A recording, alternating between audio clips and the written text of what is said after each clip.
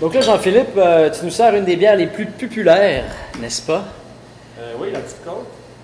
Une bière de type Kolsch. C'est quoi votre événement que vous faites justement sur la Kolsch? Vous faites un événement, c'est-tu une fois par année?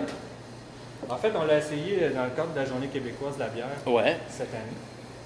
Puis, c'est un peu un fantasme, l'idée de faire comme à Cologne, c'est-à-dire on utilise, ben là, vous ne voyez pas, là, parce que votre caméraman n'est pas derrière la caméra. Ça s'appelle On voit un gros plan présentement. Ah oui! On voit un gros plan présentement. Bref.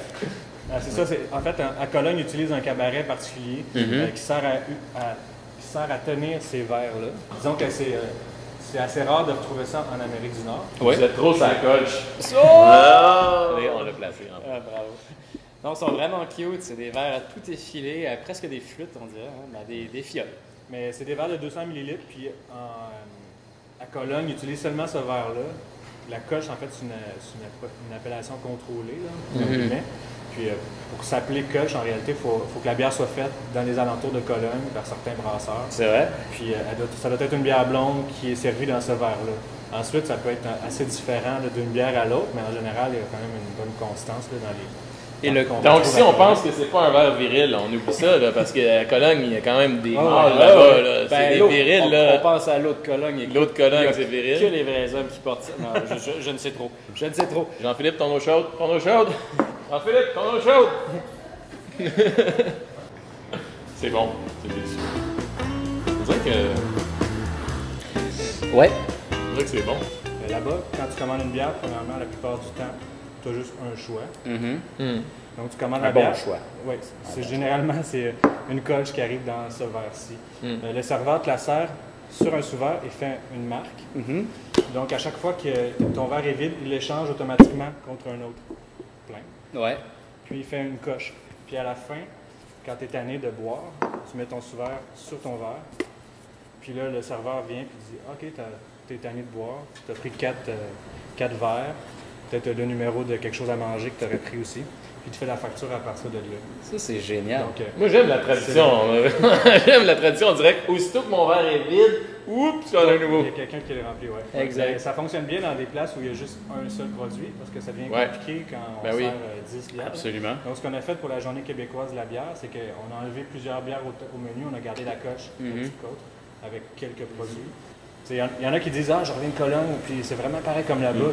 Ouais. Moi, mes souvenirs commencent à être un peu vagues. Là, ça fait 4 ans, puis je pourrais pas te le dire honnêtement si ça goûte comme à Cologne. On m'a dit que oui. Mais d'après moi, les Kolsch sont assez diversifiés à Cologne. C'est pas toujours la même chose. Fait que de là à dire que ça ressemble à Cologne, c'est oui et non, parce qu'il y a un peu de tout et de rien aussi là-bas. Puis il peut y avoir tellement de facteurs comme juste l'eau utilisée. C'est sûr qu'on n'a pas la même eau, c'est pas traité de la même façon. Les maltes, moi j'utilise des maltes nord-américains pour faire la bière. J'aime beaucoup les maltes européens, mais je voulais avoir quelque chose aussi de local en guillemets. C'est pas du malt québécois, là, mais c'est du malt qui vient plus proche. Les houblons aussi, c'est du houblon cristal, c'est un houblon nord-américain, c'est pas un houblon typique de. Il y a aussi des houblons allemands dedans, mais autant je trouve ça intéressant de reproduire les styles de partout à travers le monde, parce que s'ils sont là, c'est parce qu'ils ont fait leur preuve, il y a une raison aussi, mais il faut l'adapter aussi à notre palais à nous, puis aux ingrédients qu'on a, tout ça. Fait qu'il faut pas. À mon avis, c'est pas nécessaire de toujours essayer de reproduire exactement. Non, on peut s'inspirer de la chose puis créer notre propre produit, en fait. Là. Si tout le monde faisait la même bière, ça serait extrêmement ennuyeux. Exact. Magnifique Kolsch. Vraiment bonne. Incroyable. Vraiment bonne. On parlait de ça, qu'elle est bien sèche, mais en même temps, il y a un bon petit...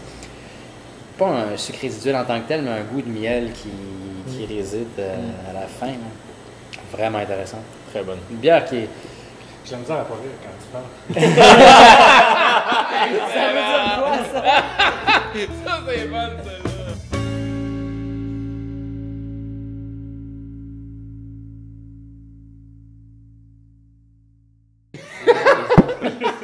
C'est juste, je sais pas. Il est drôle, il y a une phase de clown. C'est genre ressemble à une mopette, c'est ça? Exactement.